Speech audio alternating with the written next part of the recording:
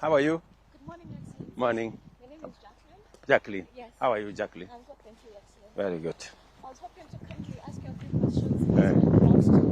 No. No. Why? Just to pick your brain about today's plan. We are launching the road. I was hoping you could give us an insight on the significance of this road launch on your vision for Kenya. Yes. You know, this is the very first step of the plan that I laid out to the country last week. The transformation of this nation has been delayed for far too long. And it's because the leadership, those of us in leadership, haven't raised the ambition of this country sufficiently. And in the process, we delayed on the potential of Kenya to become the country that we all want it to be and the country that it should be. Yeah? So, so today's launch, how are you, gentlemen? Habari? Mungwana? Hello, how are you? Very good. Asante sana.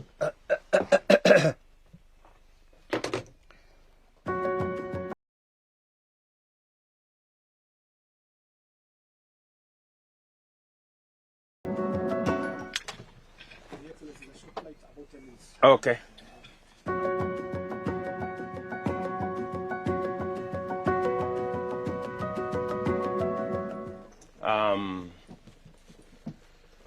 What we are doing today is very significant because it is the first major highway we are building in Kenya in our 62 years of independence, or 60, whatever, 65. And number two, it is the first road of this magnitude that we are building using a private-public partnership. That we are not borrowing money to build it. We are not taxing Kenyans to build it. We are not delaying other projects so that we can build it. That we are building it using an innovative mechanism that has always been available, but we never dared. And so this is very significant for us. And it is the first step in so many steps that we're going to make. I have set out that we are going to dual close to 2,500 kilometers of road around Kenya, highways around Kenya. And this will just be the beginning. You will be seeing next year, we will be advertising more of these roads. Beginning from January, February, we will start with KIAMBU Road. We will go to Northern Bypass. We will then go to all the other roads that I have listed. And when I made when I communicated the plan to the country in Parliament, many people thought it was a plan that was going to be implemented, I don't know, many years from now. No, this is a plan we are implementing from now. And in my estimation, we should be able to move Kenya from where we are today to a first world economy in 30 years. It is a reality that by God's grace, if I get to 90, I should be able to see Kenya as a first world before I move on. And so do are many other Kenyans. So this is how significant that is, because we need to get Kenyans to know that it is possible it can be done, as I said. It can be done. We have, over the years, we have developed this notion that nothing can be done. This is how we are. We cannot do this, you know. And in the process, we have lost a lot of time, we have lost a lot of opportunity, and so many of our peers have left us behind. So this is also an exercise in catch-up. Yes. Yes. And how will ordinary Kenyans feel the impact of this new road? You know, everything I said, from developing highly professional human capital to making sure that we expand our education, we expand our agriculture, transform our agriculture rather, you know, to tap into modern irrigation, agro-processing, value addition, industrialization and manufacturing, to the construction people. And it's about not just us, it's about us and the next generation. Many of the other people who I hear talk about leaders,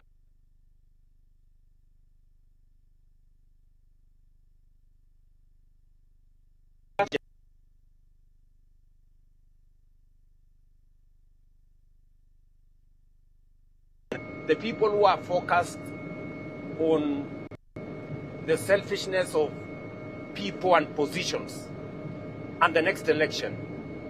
And those of us who are focused on the transformation of the country, focused on what is in it for the people and how to engage the next generation. So this is about people. This is about being able to them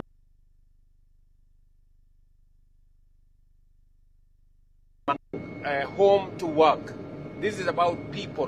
When we are talking about food, this is about how families can access food, how we can make living and livelihoods affordable.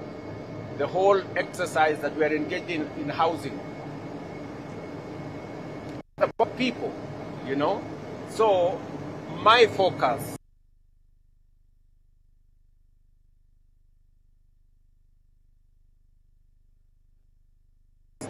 and it's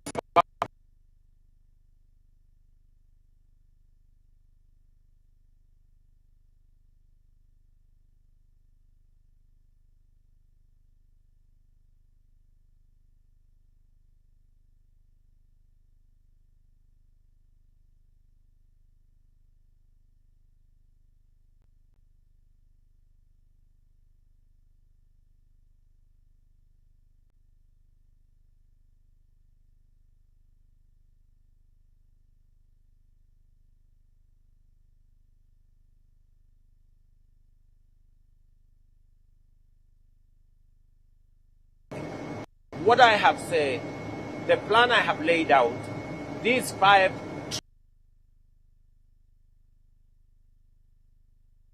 and you will see it, you know, is that by next year, we should be able to put together the resources, raise for us the first 2.5 trillion next year. I'm not talking about 5 years. I'm not talking about 3 years. I'm talking about next year. Because it is possible for us to do it using innovative mechanisms, working on how we can use our resources better, how we can leverage on the assets that we have, how we can use the capital markets to unlock the potential in our assets through privatization, how we can go into the markets, you know, local and international, to raise leverage on the resources we have. That is the kind of innovation, that is the kind of new thinking, that is the kind of ambition that is going to move us from where we are to where we should be and where we should have been by now.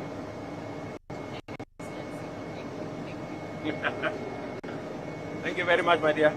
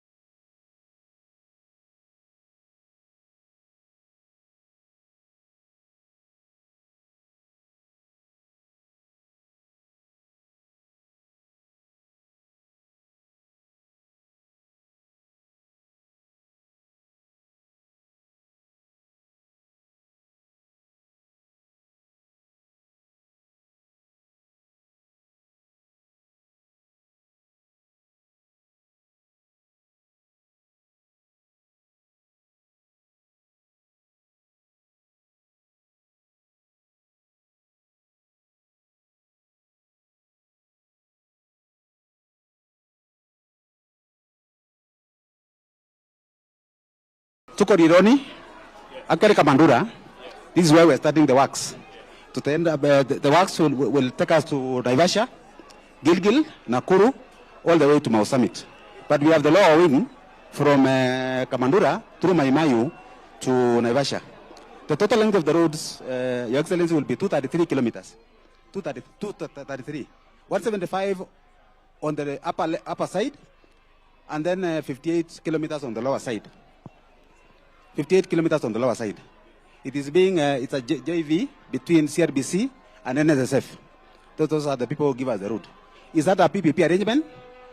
We hope to finish within the next 2 years. In fact, we are telling the contractor by April 2027, we should be able to use the road. And he has given us the undertaking that is going to do the road. So that is where we are, Your Excellency. Yes. Rironi to Naivasha, there are 2 sections, the upper side and the lower side, converging at Naivasha. This will be 4 lanes, 2 on either side. But from Naivasha to Nakuru, we are going to have 6 lanes. 6 lanes. And then there will be a viaduct in Nakuru. The road will be raised, the through road, so that it does not interfere with the traffic within town. Then now from Nakuru all the way to Mau Summit will also be another 4 lane. That is arrangement, Your Excellency. Yes. So basically these are the details for the project, and we hope that the contractor will be able to complete within 2 years, but also have a component of operation and maintenance for 28 years.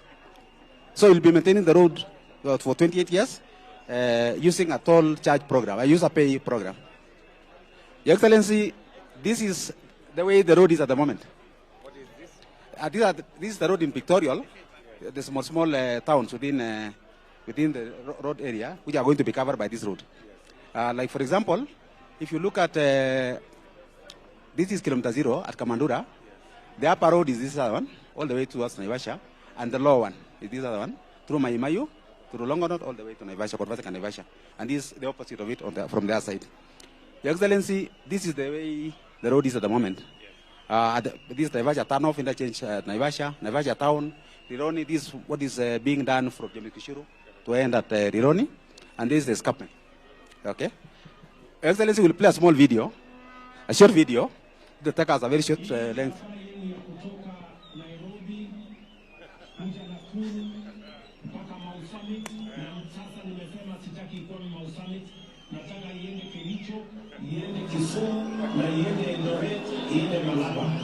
Yes, the Rironi-Mau summit today has been named a sad memory for most Kenyans. Traffic, long, stressful hours spent bumper to bumper, engines idling, families waiting, businesses losing time, and journeys that took far longer than they ever should.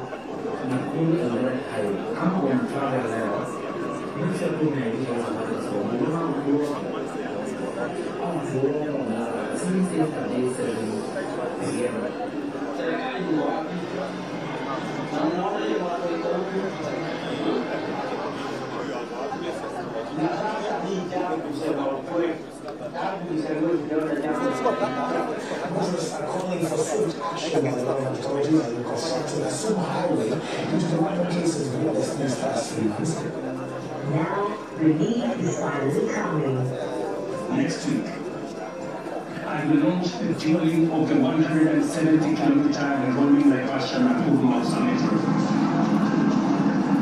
On the same day, I will break ground on the dueling of the 58-kilometer Rironi-Mau road. The gridlock that paralyzes these roads every day, especially on weekends and holidays, will soon, by God's grace, be a thing of the past. The upgrade will ease congestion, improve safety, and cut travel time for thousands of daily users. This is what we are taking the selection. This is the way it's going to appear after the road. Oh, this is how it will be. It is how this will be. Okay? Yes. You see that this is the road escarpment. The open side of the road down to Naivasha is one of the most important Naivasha to roads in the Valley. Then we shall have a viaduct in Nakuru.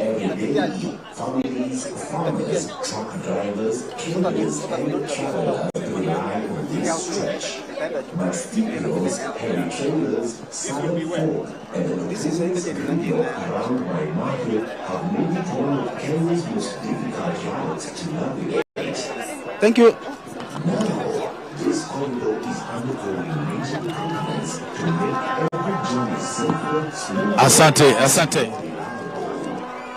Asante.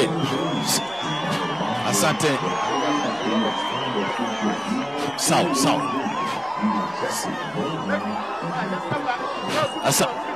Basi haya, tumshangilie kwa makofi Mheshimiwa Rais.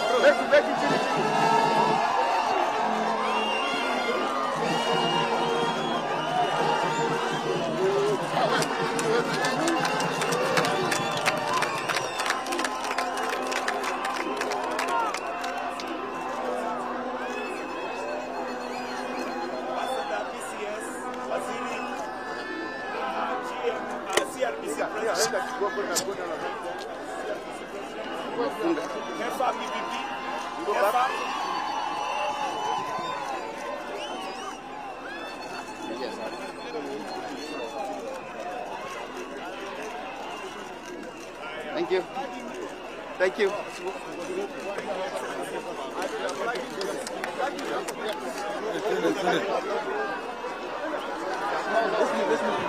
Haya, basi wananchi hoye. Basi Mheshimiwa Rais anakuja sasa kufanya flagging off ya ujenzi wa barabara hii ya Rironi kuelekea Mau Summit, na tutakuwa tunahesabu ili tuachilie magari. Tuondoke tafadhali. Haya, on the count of 1, 2 and 3. Tumshangilie Mheshimiwa Rais kwa makofi. Basi tingatinga la kwanza limeweza kuachiliwa. Tuondoke tafadhali, tuondoke tu, tengeneze njia hapo. Mheshimiwa Rais sasa anaachilia tingatinga la pili kirasmi kwa ujenzi wa barabara hii. 1, 2, 3.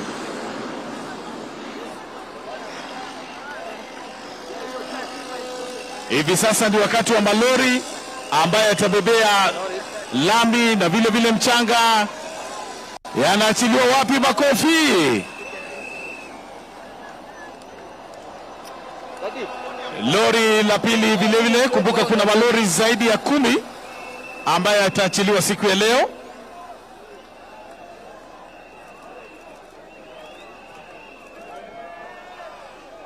Endelea. Basi tutakomea hapo kwa sasa kwa sababu ni mengi sana.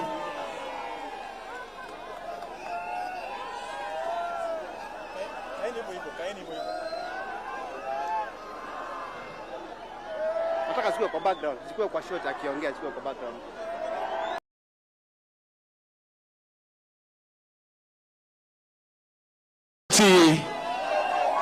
Pole tu tusogee upande huu, tumpishe Mheshimiwa Rais aweze kusema nasi. Mnakaribishwa upande huu pole tu. Pole wananchi. Tuondokee wananchi waweze kusongea upande huu. Karibuni pole sana wananchi. Karibu. Tumkaribishe Mheshimiwa Rais. Pole sana, usikimbie hata kidogo. Rais uko hapa leo. Kiambu hoye! Hebu mnionyeshe alama za mikono, nione alama za mikono, nione Junior.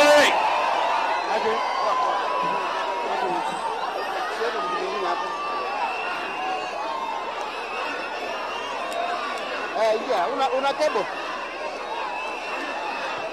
Tunapasha. 28. Haya, namwalika waziri. Hebu tutulie kidogo. Namwalika waziri aseme machache kabla tusikie kutoka rais mheshimiwa. Anaenda wapi?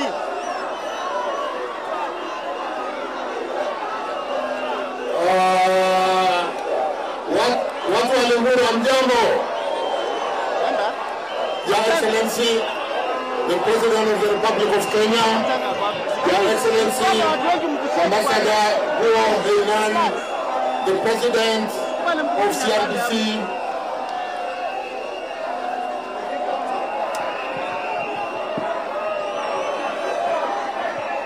naomba tafadhali tutulie kidogo, tutawapatia chance, tutulie kidogo, tusikize waziri. Nipangie sio lori haiko kwa background. Sio lori iko kwa background. Nipangie lori ambaye sigara zikaenda hivi lori songe hivi. Your Excellency the President of the Republic of Kenya, Your Excellency Ambassador Herman, CRDC President, the Governor for KIAMBU, Wakatangi, the Governor for Nakuru, Susan Kihiga. Ladies and gentlemen, watu wa KIAMBU, hamjambo. Your Excellency, we want to thank you. Tunashukuru sana, Your Excellency, for being here with us today, kushindua hii mradi wa Rironi-Mau Summit. Barabara tumengojea kwa muda wa miaka 10 tumekuwa tukingojea tujenge barabara. Ukiona msangamano ya magari vile watu wameumia, tunashukuru. Today is an historic day in the history of Kenya. We want to thank you, Your Excellency, and allow me from the onset to really thank you and appreciate your coming here today. As we start, I want to ask Ambassador Guo, Your Excellency, to come and make some few remarks. Ambassador, welcome.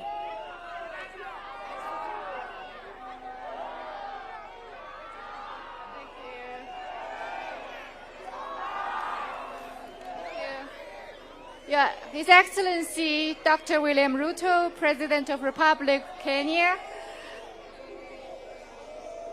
Honorable Dr. Mudavadi, Prime Cabinet Secretary, Honorable Cabinet Secretaries, Principal Secretaries, Governors, all distinguished ladies and gentlemen, good morning.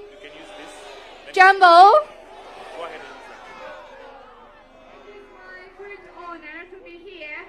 All distinguished guests to witness the important milestone of this highway project.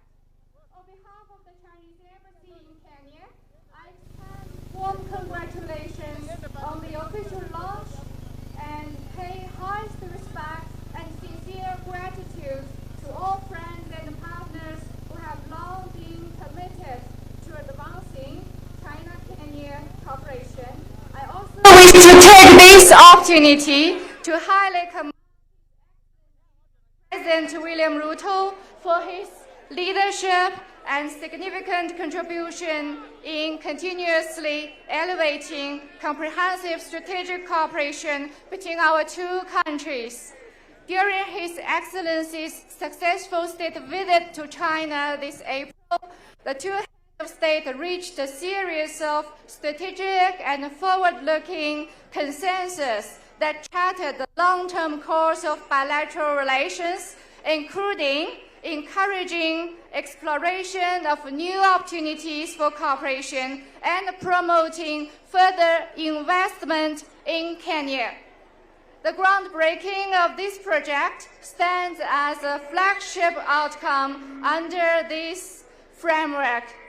China is steadily advancing high-standard opening up, a key strategic task explicitly underscored in our next 5-year plan, which emphasizes building an innovation-driven, globally connected economy and promoting orderly broadening of outbound investment. Guided by this strategic vision, China continuously broadened the scope and cooperation, providing sound mechanism and policy support to foster mutually beneficial win-win outcome of partner countries. This landmark project will profoundly enhance road safety, elevate severe traffic congestion, and improve transport efficiency across Western Kenya. Chinese enterprises, long committed to Kenya's development, have pursued localization and sustainable operation, creating employment opportunity, building industrial supply chain capacities, and fulfilling social responsibility. Through deepening integration with local development priority, these efforts will meaningfully advance Kenya's Vision 2030 and support the long-term prosperity and the cohesion of the region. We call on enterprises entrusted with this project Kenya cooperation uphold the highest standard of quality, safety, and professionalism, and deliver the project endeavor stands as yet another flagship exemplar of our commitment to responsible development and further deepening a bilateral strategic partnership. Looking ahead, China and Kenya will continue to uphold the principles of mutual benefit and win-win cooperation, deepen practical collaboration, and implement more projects that enhance livelihood, support enterprise growth, and foster regional development in order to further consolidate the strategic partnership and contribute to the peace, prosperity, and sustainable development in this region. May the friendship between our two countries last forever. May this highway project a great success. Thank you very much. Asante sana. Thank you. Thank you, Ambassador. Let me invite the PCS to come and invite the President. And Your Excellency, as the PCS come, allow me to acknowledge the people who have worked tirelessly. PS Kipto, thank you so much. PS Mbugwa, DG Kimeli, and the team who have worked tirelessly, and the PPP Directorate. Asanteni sana. We've walked the journey. Thank you, Your Excellency. We plan to deliver this road within the next 20 months. PCS, asante sana. Wakenya hoye! Wakenya hoye! Uchumi wetu hoye! Barabara zetu hoye! Muriega! Asante sana. Mimi nataka tu niseme kama Mkenya. Ndio mimi ndio ma-DVD. Asante. Nataka niseme kwa niaba ya wenzangu na pia kwa niaba ya viongozi wengine wote ambao wako hapa kwamba kama Wakenya tukishikana maendeleo inapatikana. Na sasa pia kwa sababu ya umaarufu wa rais ameweka uhusiano na mataifa mengi ikiwemo moja ya Uchina, na sasa mmeona uhusiano huo na Wakenya umeleta manufaa. Barabara hii imetushika koo na sasa mwangaza unaanza kuonekana. Muko tayari nimkaribishe rais wa Jamhuri ya Kenya? Muko tayari? Barabara hoye! Wakenya hoye! Wazalendo hoye! Taifa letu hoye! Maendeleo hoye! Asante sana.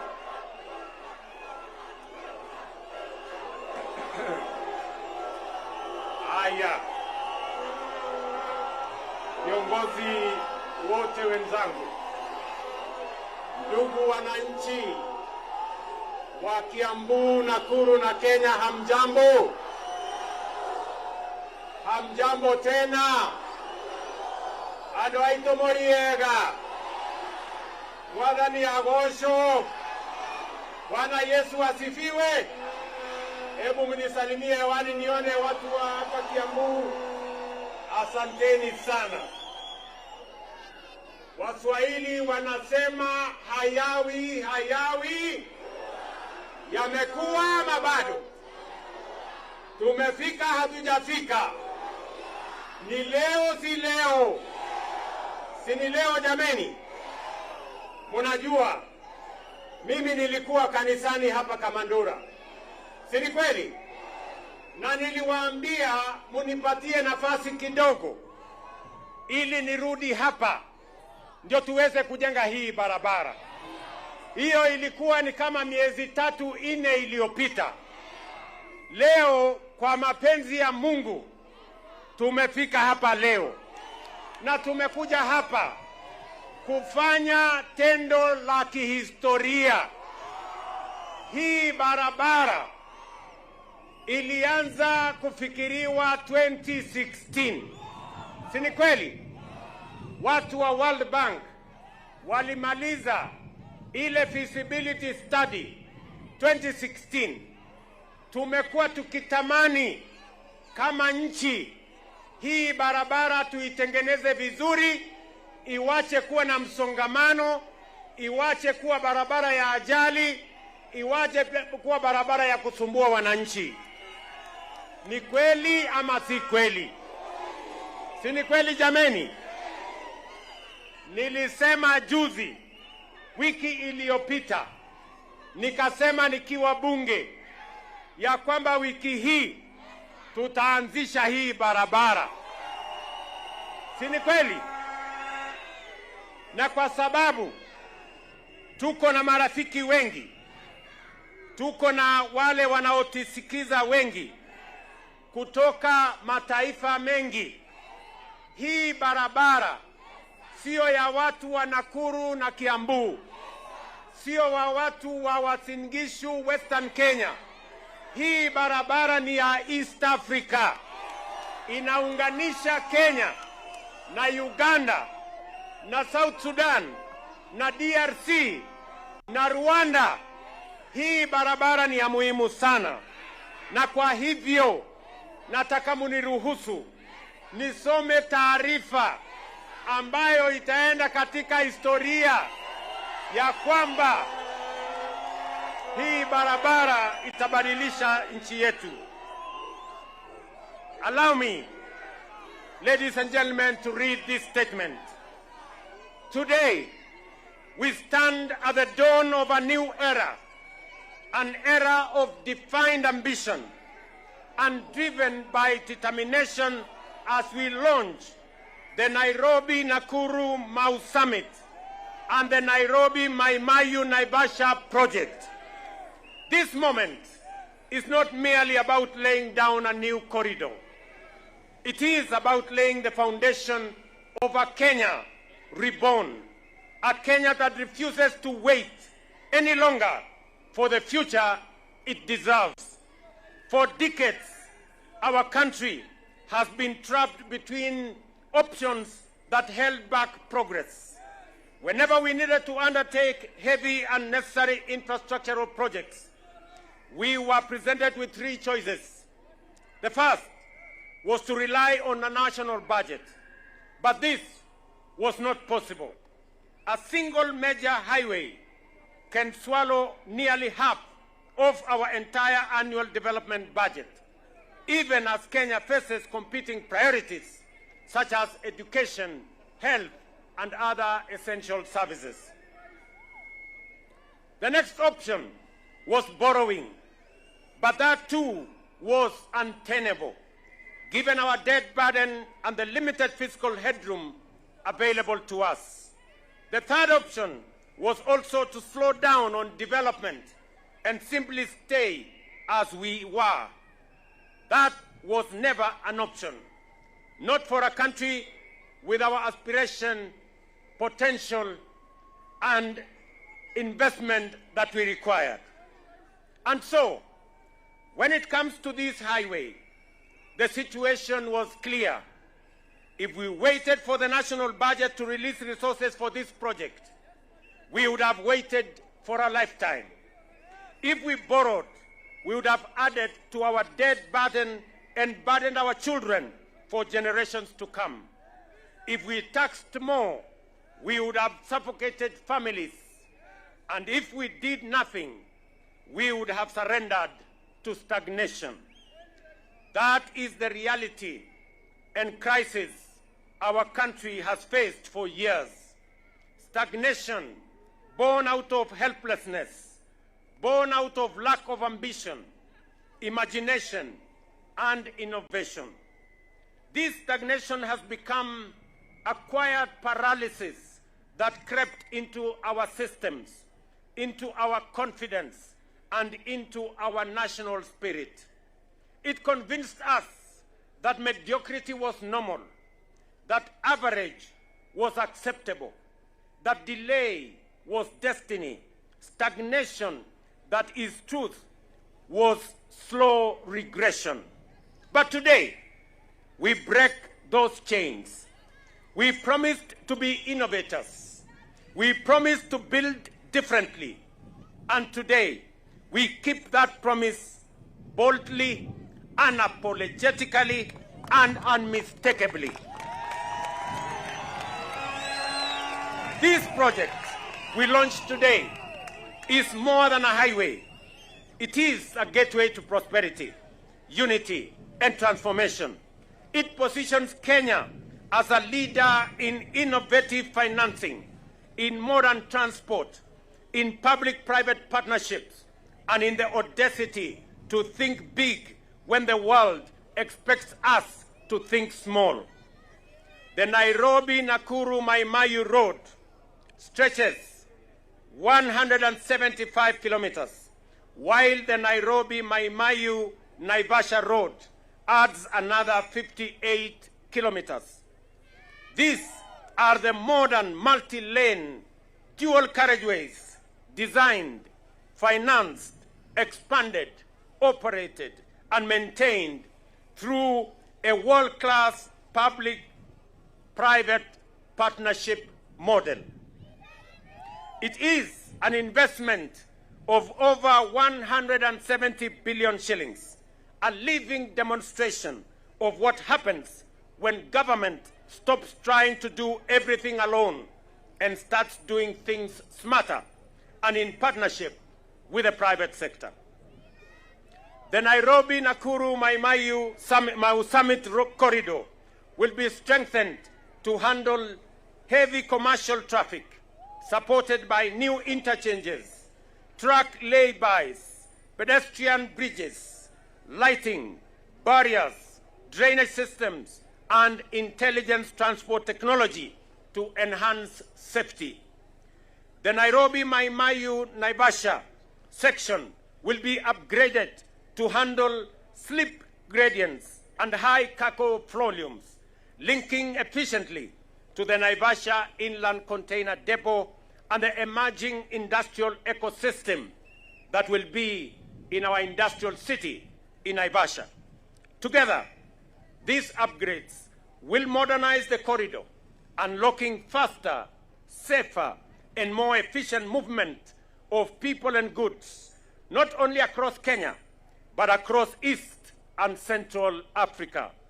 This route is a vital artery linking Nairobi to Uganda, to South Sudan, to Rwanda, to Burundi, to the Democratic Republic of Congo, sustaining our economy, empowering regional trade, and expanded opportunity. For too long, this corridor carried more than it could bear. Traffic consumed our time, accidents stole our loved ones, and delays cost our economy billions. Today, we say no more. With modern engineering, innovation, and accountability, this road will cut travel times, reduce accidents, and save lives. This project will create thousands of jobs, with approximately 15,000 young Kenyans gaining skills as they help build this highway. It will not only construct roads, but careers and futures, with local content leading and Kenyan businesses at the center. I am informed by the contractors that up to 60% of this road will be local content, will come from Kenya. We also honor and welcome the expertise of our Chinese partners, whose technology and experience strengthen these projects while helping build capacity within our own workforce. Last week, I laid out Kenya's roadmap for a first world economy.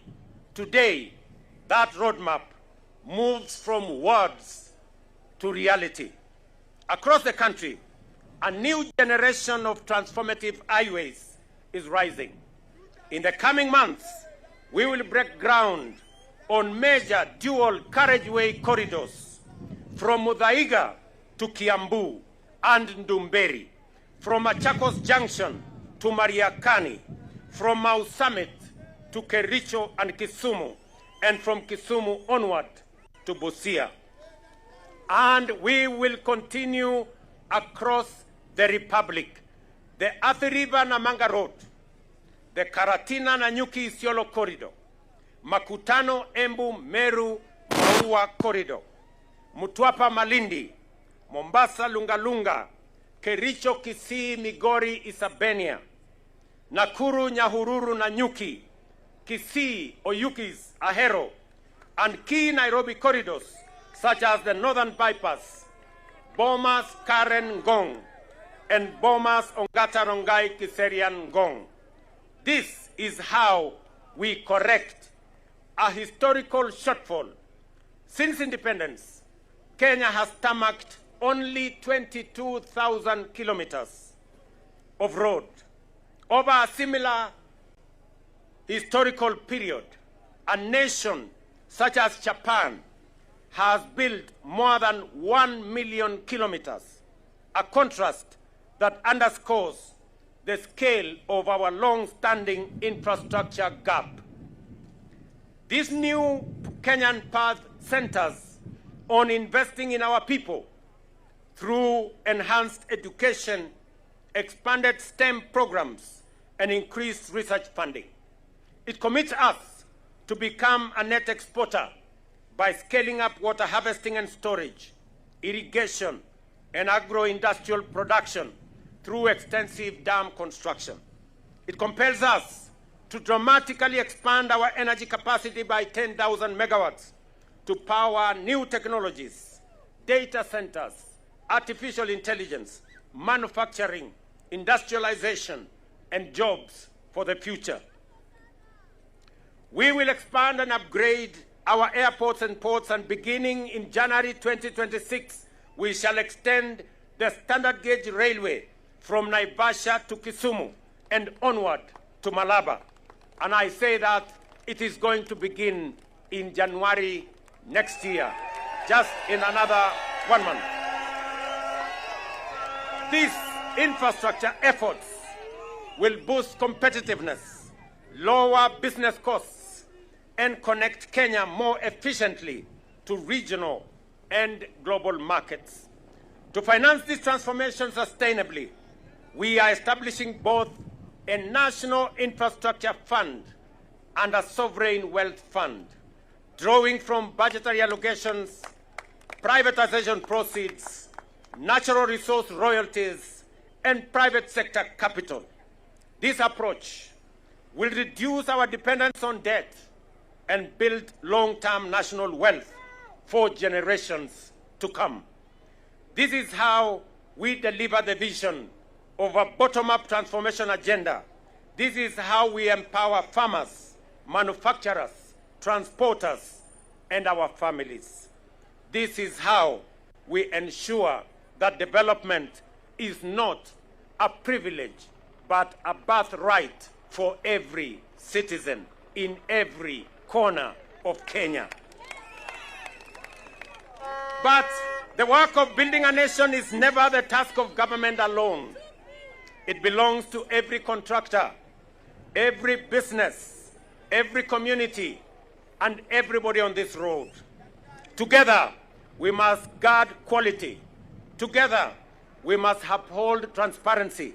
Together, we must ensure that this project becomes a beacon of pride, a testament of our resilience.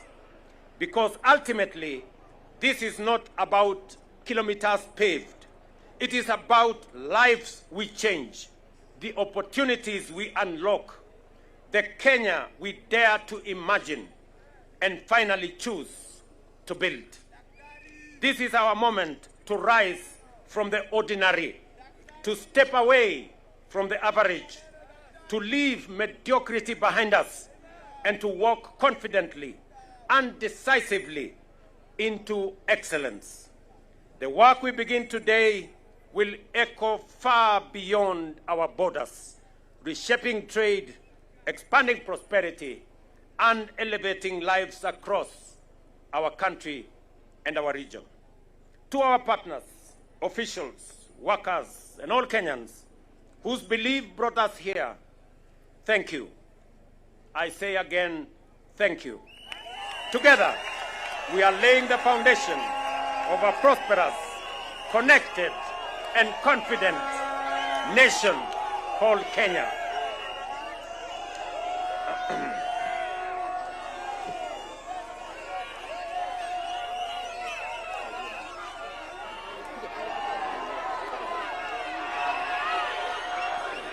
Aya.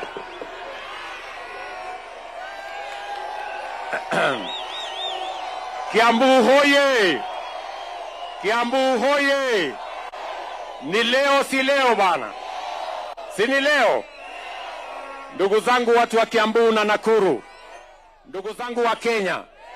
Mimi nawaeleza ya kwamba nimesoma hiyo taarifa kwa sababu jambo tunafanya hapa leo ni jambo la kihistoria. Mimi niliwaeleza ya kwamba tutabadilisha taifa letu la Kenya. Tutatoa Kenya kutoka third world. Tutapeleka Kenya first world. Sisi tukiwa hai kwa miaka 30 ijayo, Kenya hii itabadilika. Tutaondoa umaskini. Tutahakikisha ya kwamba kuna nafasi ya ajira ya vijana wetu. Tutakuza uchumi na tutakuwa na chakula ya kutosha. Kenya iweze kupiga hatua ya kwenda mbele. Mimi nawauliza nyinyi watu wa Kiambu na Nakuru na wa Kenya, munaamini hamuamini? Munaamini hamuamini? Munaamini? Mimi nataka niwaeleze. Leo hii barabara tunajenga hapa, kutoka hapa Kamandura mpaka Gilgil, tumekubaliana na contractor. Hii barabara ndani ya miezi 6 itakuwa imekamilika kufika pale Gilgil. Nimesema miezi ngapi? Nimesema miezi ngapi? Miezi 6. Musikie vizuri. Kutoka leo miezi 6 hii barabara itakuwa tumemaliza kutoka Kamandura mpaka imefika wapi? Imefika Gilgil. Kwa sababu nimekubaliana na hawa wangwana ya kwamba wakimaliza hii barabara ifike Gilgil, waanze ile ya kutoka hapa kwenda chini pale Mai kupitia mpaka ifike Naivasha. Tumekubaliana? Na hiyo ni kontrakta moja. Mimi tena naenda kuanzisha kontrakta mwingine leo pale Gilgil. Kuna kontrakta ananingoja pale saa hii. Nyinyi mnanielewa? Nyinyi mnanielewa? Kontrakta mwingine anangoja pale Gilgil leo. Tunaenda kuanzisha sasa hiyo barabara kutoka Gilgil pale iende Nakuru, iende Mau Summit. Nyinyi mnanielewa? Na huyu kontrakta, genge moja ya ujenzi inaanza hapa, genge ingine ya ujenzi iko katikati, genge ingine ya ujenzi inaanzia Gilgil ikirudi nyuma. Nyinyi mnanielewa? Nyinyi mnanielewa? Tuko na kontrakta mwingine ataanzia pale Gilgil na aanzie pia Mau Summit. Kwa sababu nimesema kwa mapenzi ya Mungu, mimi nataka siku ya madaraka. Siku gani? 2027, siku ya madaraka, tarehe 1 mwezi wa 6. Mimi nakuja kufungua hii barabara ikiwa imekamilika. Nyinyi mnanielewa? Wakenya hoye! Inawezekana, haiwezekani bwana? Tunaelewana? Tunaelewana? Na hii barabara haikwami pale Mau Summit. Tayari wiki ijayo tayari tumepata pesa kutoka watu wa IE Bank, AIB Bank. Wametupatia pesa ya kufanya feasibility study kutoka pale Mau Summit iende Eldoret, iende mpaka Malaba, iungane na Uganda. Nyinyi mnanielewa? Na barabara ingine itoke pale Mau Summit iende Kericho, iende Sumu, iende Malaba, tuunganishe tena na Uganda. Na hiyo kazi tunatangaza feasibility study next week. Nyinyi mnanielewa? Tukimaliza hii barabara 2027 ifike pale Mau Summit, wakati tunafungua tarehe 1, hiyo tarehe 3 mimi naanzisha ile barabara ya kutoka Mau Summit kwenda Uganda. Nyinyi mnanielewa? Nyinyi mnanielewa? Hii Kenya tutaibadilisha. I promise you, this country, hii nchi yetu imechelewa na maendeleo. Na sasa ndio tumefikia hiyo wakati ya kusema we no longer want mediocrity in our equation. We no longer want the average in our equation. We no longer want the normal and the similar in our equation. We must go for excellence. We must go for what is better than what we have today. Nyinyi watu wa Kiambu mnanielewa jameni? Kiambu mnanielewa? Mimi niliwaeleza ya kwamba maneno hii ya barabara, na nimetangaza pale bunge ya kwamba hii barabara tunafanya dual carriageway.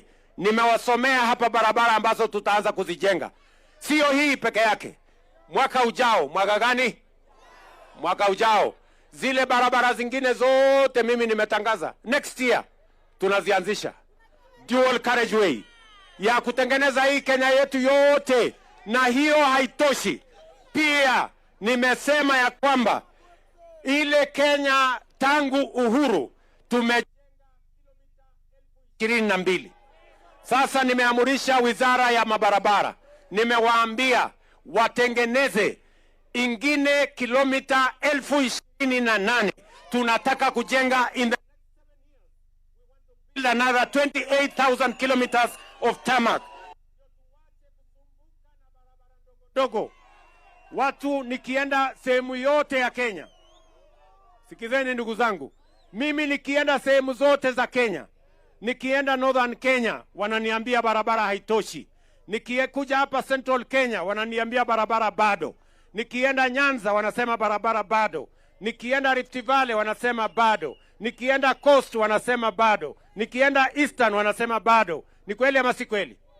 Ili kutatua kikamilifu shida ya mabarabara Kenya na kuhakikisha ya kwamba kila mkulima anaweza kupeleka mazao yake kutoka shambani mpaka sokoni, tunaweza kupeleka bidhaa yetu ya kuuza nchi za nje kwa taratibu na njia sawasawa, ni kujenga kilomita zingine 28,000 Kenya.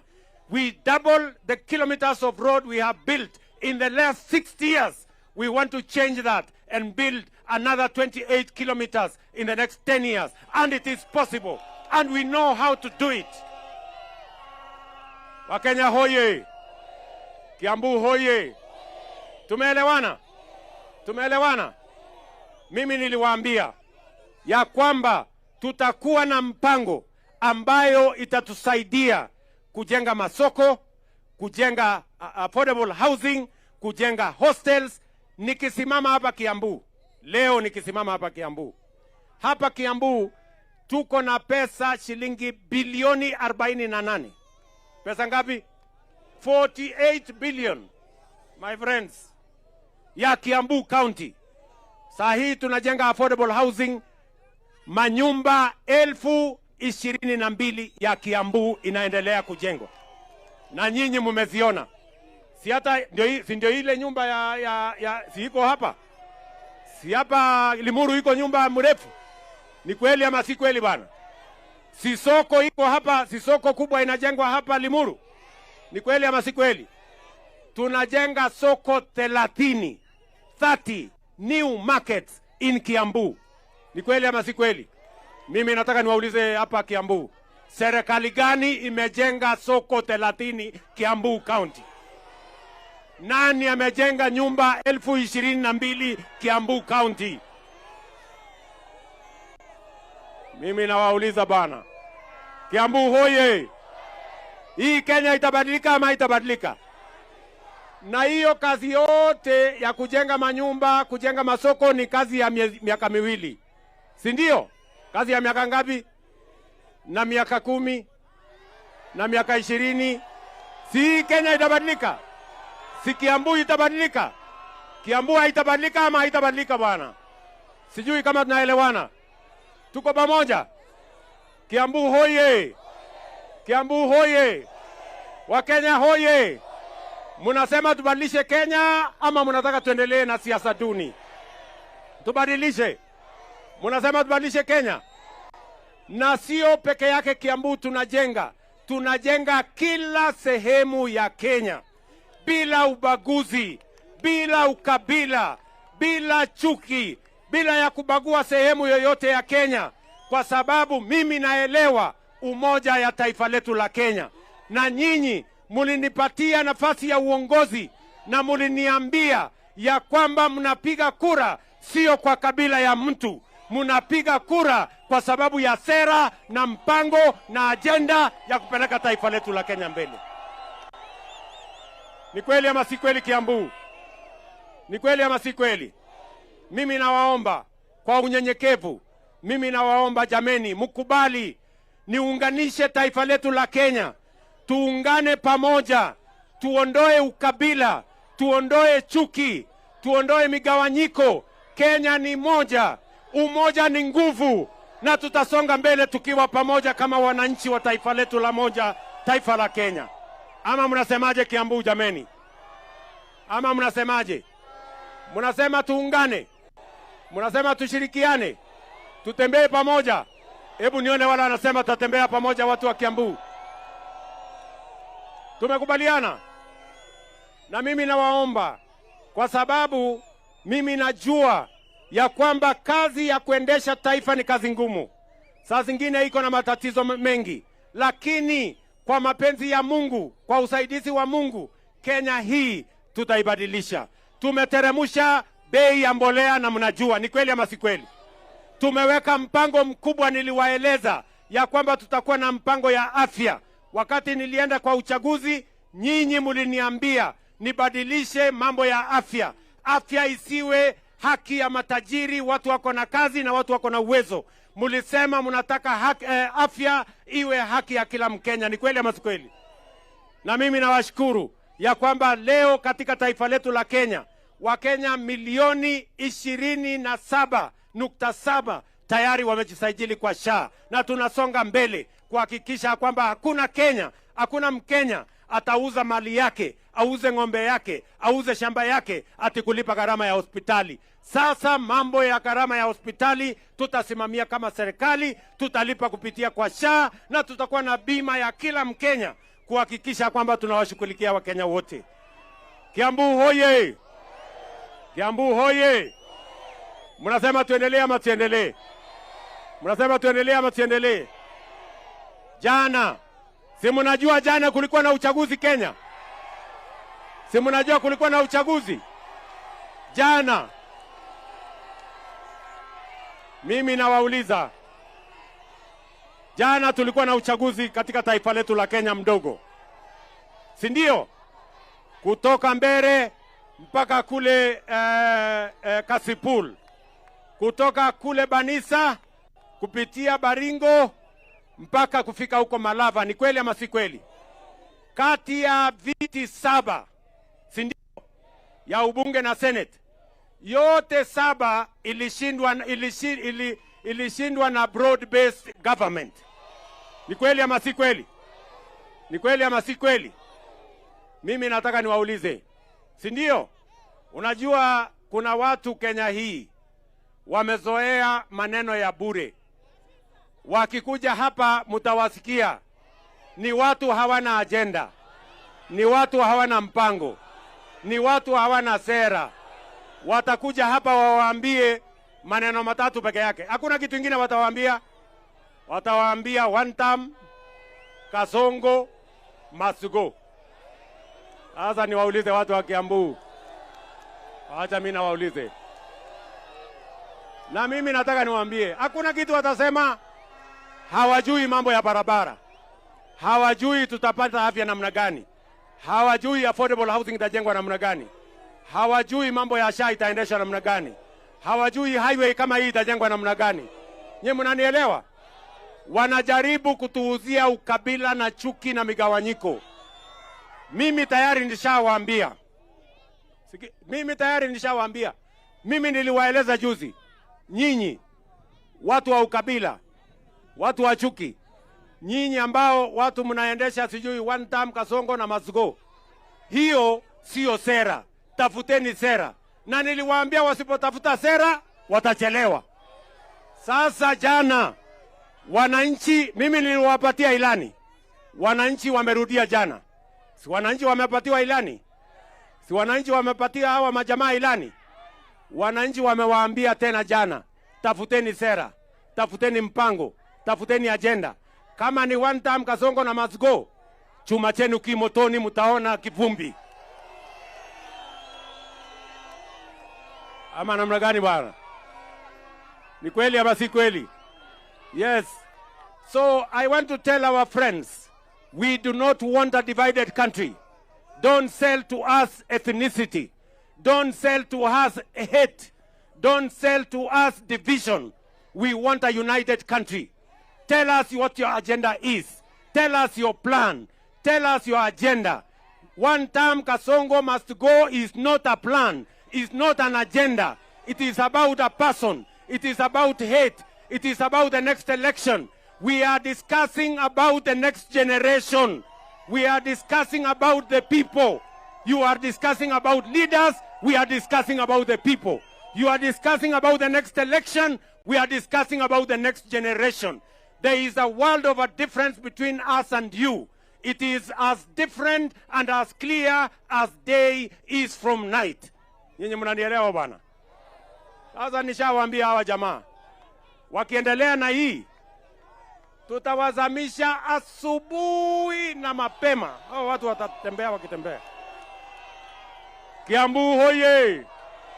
Kiambu hoye! Na mimi nataka niwashukuru wa Kenya. Nataka niwashukuru wa Kenya wote. Wapigaji kura wa kutoka kule Mbere.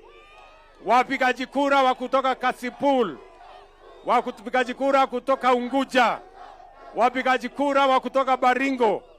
Wale wapigaji kura wa Banisa. Wale wapigaji kura wa kule Malava. Mimi nawaambia asante sana. Mimi nasema ongera. Mumetuhakikishia ya kwamba hamutaki ukabila. Wakenya wametuambia hawana biashara na ukabila. Hawana biashara na chuki. Hawana biashara na migawanyiko. We want a united nation. A nation that stands together and focuses on the good and the prosperity of every citizen without the limitations of where they come from, their religion or their ethnicity. Tumekubaliana jameni? Mimi nimemaliza, nataka niseme asante sana Kiambu. Tumekubaliana?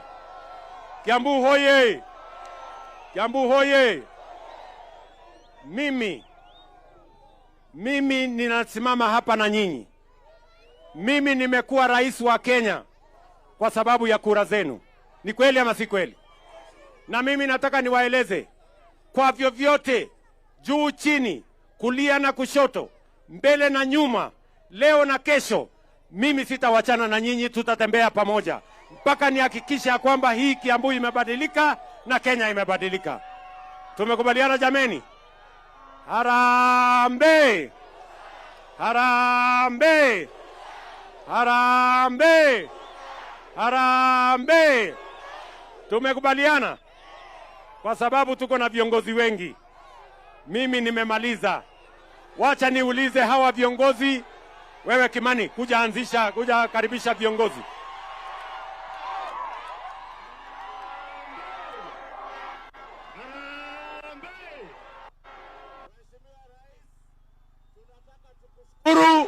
Kwa hii barabara, na kabla niseme chochote, nataka kuwajulisha viongozi ambao wako hapa, tukianza na mbunge wa hapa Limuru, Mheshimiwa Kirago, kuja tu mpunge mkono hivi.